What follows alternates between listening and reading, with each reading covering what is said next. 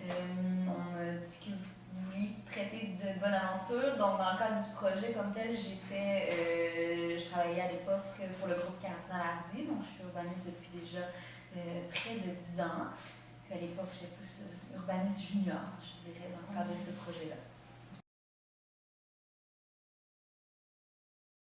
Je dirais que les grandes intentions, d'une part, c'était de créer une entrée prestigieuse, une entrée prestigieuse pour Montréal. C'était évidemment je dirais, pas éliminer la place de l'automobile, mais la discipliner. Donc, il y avait une réduction de la place de l'automobile dans l'entrée comme telle, mais il y avait toujours l'idée quand même d'un maintien d'une certaine fluidité parce qu'on considérait que c'était un axe de transport important. Donc, c'était comme une certaine recherche d'un équilibre à l'intérieur des transports, aménagements. Il y avait quand même l'idée d'un grand verdissement, donc d'amener un couvert végétal qui était quasiment non présent jusqu'à l'heure actuelle. Après, donner beaucoup aux piétons, donc il y avait l'idée d'un domaine public qui était généreux, il y avait une place publique centrale. Tout ça, pour ce qui est du transport en commun, c'est sûr que Bonaventure a toujours été considéré comme le corridor principal d'entrée-de-ville d'importance pour le transport en commun, surtout du côté sud. Donc ça, c'était évident de trouver des solutions, mais c'était une prémisse qui n'était pas très claire dans la mesure où les solutions de transport en commun à l'échelle métropolitaine n'étaient pas nécessairement cannées. Je dirais que le mandat est un mandat de design urbain à la base. Donc, je pense que tout le monde faisait un peu de design urbain, qu'il soit urbanisme, architecte de paysage. Je ne sais pas s'il y avait vraiment des gens qui se disaient designers urbains. Il n'y avait pas de formation design urbain. À cette époque-là, c'est un terme qu'on utilisait plus pour qualifier la nature des projets. J'ai l'impression que des gens qui pratiquaient la discipline, mais c'est peut-être parce que je me trompe. Mais souvent, j'ai l'impression que tout le monde avait un peu leur discipline connexe ou des disciplines, il y avait beaucoup de disciplines d'autres, des gens qui étaient architectes urbanistes ou des gens qui étaient architectes de paysage ou qui avaient des pratiques un peu aux interstices entre les disciplines. Donc, c'était peut-être ça, les designers urbains. Là. Donc, je dirais que Quartier Bonaventure, où on proposait des îlots centraux qui étaient habités, c'était pour solutionner un peu l'idée éviter que le boulevard mis au sol engendre un certain no man's land, enfin une entrée de ville mais qui n'est pas une adresse parce que finalement l'espace non construit est tellement important qu'il n'y a pas de densité finalement puis qu'il est un peu dissous dans le tissu urbain comme un peu les espaces vacants peuvent l'être, même s'il est aménagé, s'il n'y a pas de fonction, s'il n'y a pas d'animation, si les gens n'ont pas l'intention d'y aller.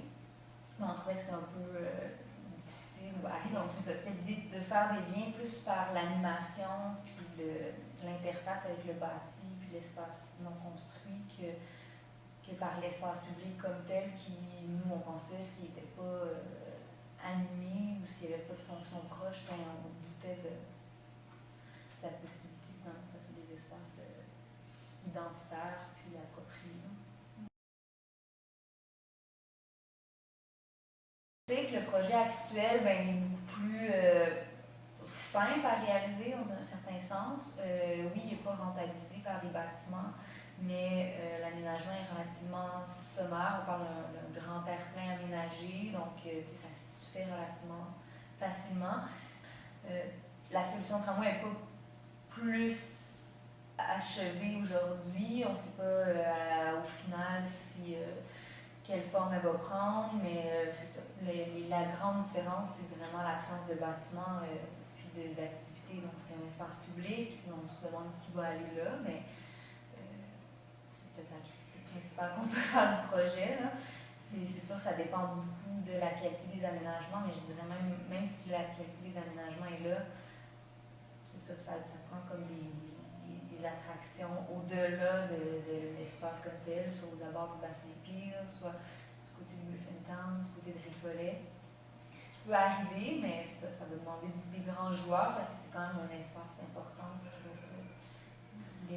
seulement que le projet actuel, je pense qu'il est plus terre à terre, puis il se dit, bon, qu'est-ce qu'on peut faire là, présentement. Donc, c'est assez sommaire. On fait une mise en lumière, on éclaire les viaducs, il y a peut-être toujours l'idée d'inclure des éléments d'art public comme on proposait, mais c'est ça, ces solutions sont toutes toujours possibles.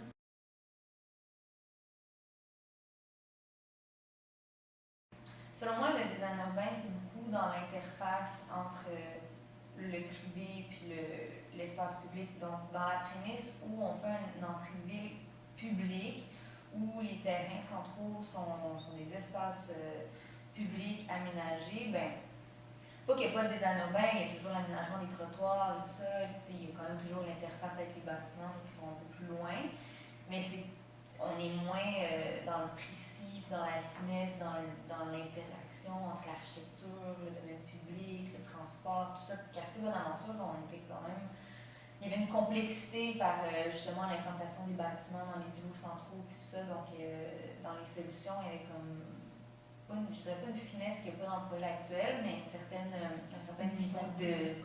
Ouais, finalité, c'est comme très complet, comme pas là, c'est toujours un projet complexe, mais qui a été un peu, c'est plus libéré, là, on est dans un espace public, donc pas qu'on peut faire un peu n'importe quoi, mais je veux dire, ça peut être sinueux, ça peut être rectiligne, je veux dire, on a une liberté, je pense, dans le choix d'aménagement des îlots centraux qu'on avait moins, là, dans la mesure où on voulait comme que ça soit réaliste, que ça se construise, que ça soit habitable, puis fonctionnel.